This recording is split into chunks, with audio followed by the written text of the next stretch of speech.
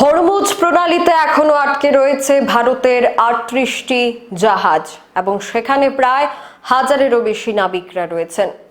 Hormuz প্রণালী বন্ধ হওয়ার কারণে এখন ভারতীয় নৌসেনা এবং ভারতীয় নাবিকরা সেখানে আটকা পড়েছেন।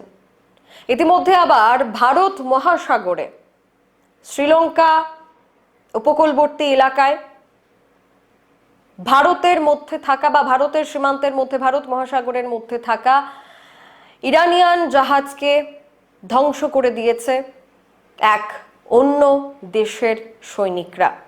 তারপরও ভারত কিছুই করতে পারেনি।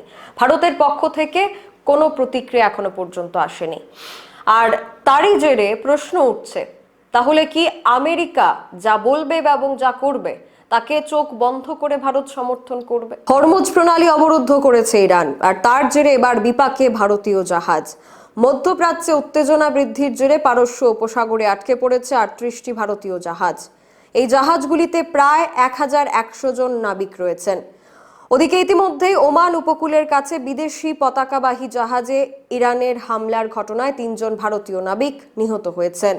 তেল ও গ্যাস পরিবহনের গুরুত্বপূর্ণ পথ হরমুজ প্রণালী ইরান বন্ধ করে দেওয়াতে পরিস্থিতি আরও সংকটজনক হয়ে উঠেছে।